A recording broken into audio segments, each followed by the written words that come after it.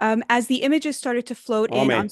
on social media of the beautiful dancers at the Nova Festival who had been massacred by Hamas, I remember thinking that surely this would be a turning point in how the left views Israel. The images of these innocent, peace-loving, dancing youths, gorgeous and lithe with their long flowing hair and barely their festival outfits, read to me like some kind of updated ad for the Zionist state in 1947. The scenes from before the festival radiated love and kindness. That 10-second clip of Shani Luke dancing, you watch it and you think, this is what they fought for. And then there's the image of Shani Luke on the back of that truck and the one of her being dragged through the streets of Gaza, thousands cheering and running after her desecrated body. Can you even imagine a starker contrast of good versus evil? It was joy, love, life versus violence, rape, and death. Surely, I thought in my naivete, the left would see themselves reflected in these music loving young people who looked like they had stepped out of the Haight Ashbury in the 70s. Surely Noah Argamani begging for her life as the butchers ride off with her would inspire in the left a sense of identification and a corresponding sense of fear and anger. How could it not? Friends, it did not. Leftist women found nothing in their hearts to say about it for months.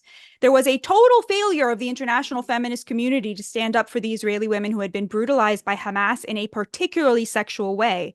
Despite the preponderance of evidence, there was a code of silence from the usual suspects. Some would even deny it. YouTube personalities formed what I like to an "Our Hamas would never" brigade to defend the butchers and the rapists from the evidence of their crimes, insisting it was all war propaganda.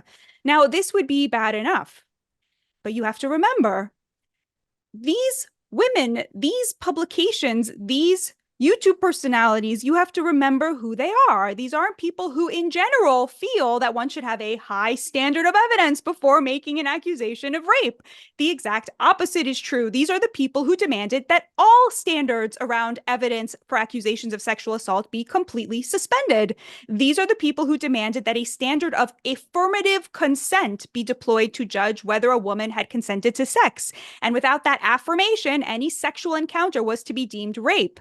These are the people who recoded bad sex as rape, sex one regretted as rape, flirtation as harassment, regrettable kissing as assault.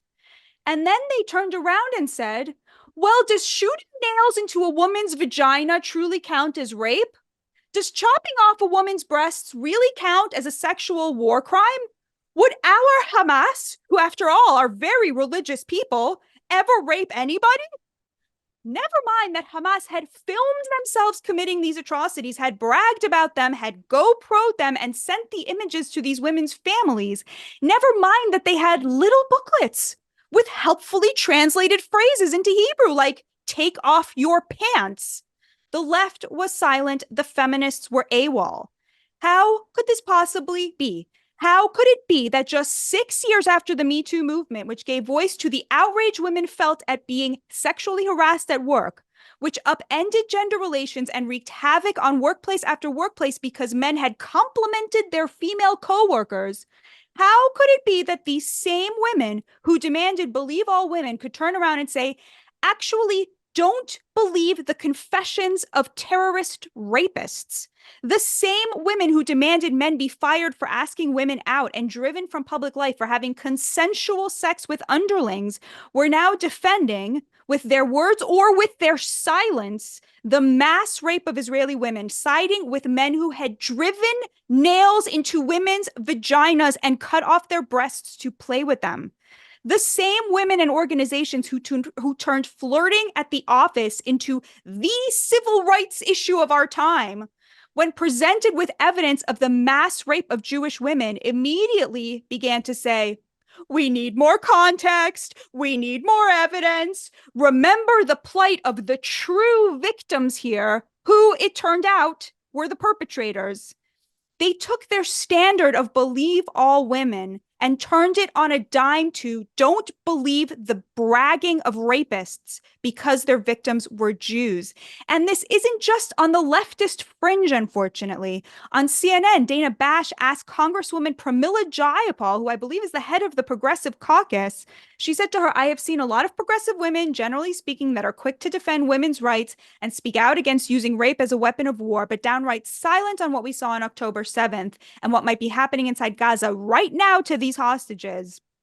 Why is that? She asked Pramila Jayapal, to which Jayapal replied, I think that rape is horrific. Sexual assault is horrific. I think that it happens in war situations. Terrorist organizations like Hamas obviously are using these as tools. However, I think we have to be balanced about bringing in the outrages against the Palestinians. 15,000 Palestinians have been killed in Israeli airstrikes, 3/4 of whom are women and children, she said, because our Hamas would never lie about such a thing. Meanwhile, the New York Times, which had an extensive article outlining the mass rapes, then shelved an episode of its popular podcast, The Daily, about the rapes due to internal pressure from its leftist newsroom, which apparently is chock full of members of the Our Hamas Would Never Brigade. The New York Times refused to stand by its own reporting when its sociopathic woke employees demanded that their audience be protected from knowing about this. How is this happening? It's easy to say this is just anti-Semitism. And I want to be clear. Of course, it's deeply fucking anti-Semitic.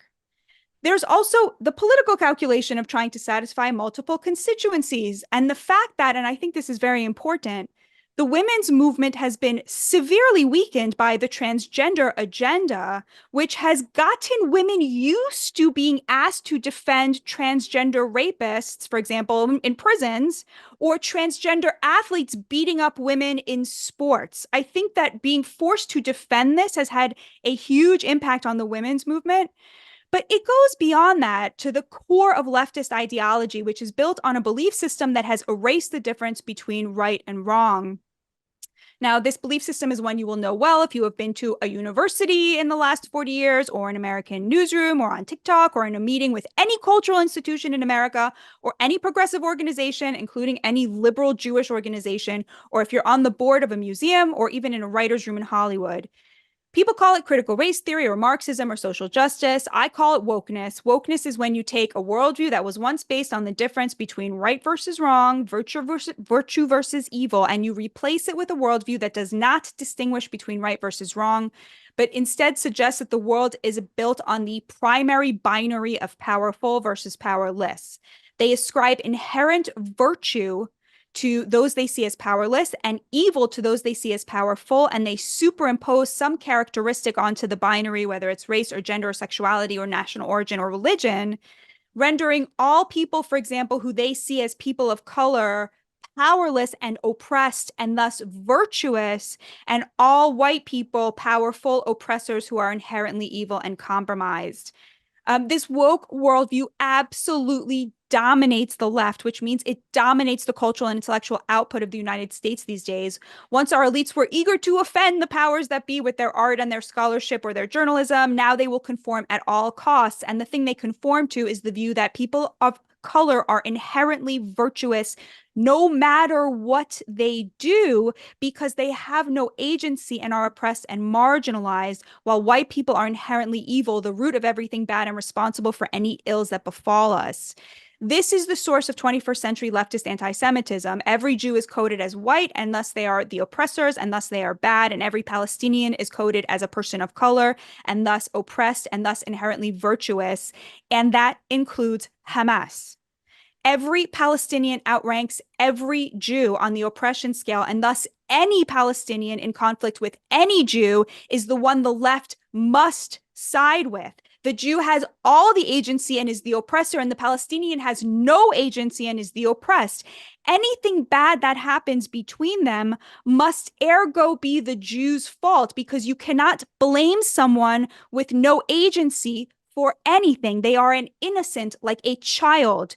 To the woke, the less powerful has no responsibility to act ethically because their rank on the oppression scale means they cannot act at all. And thus they are inherently imbued with virtue no matter what they do.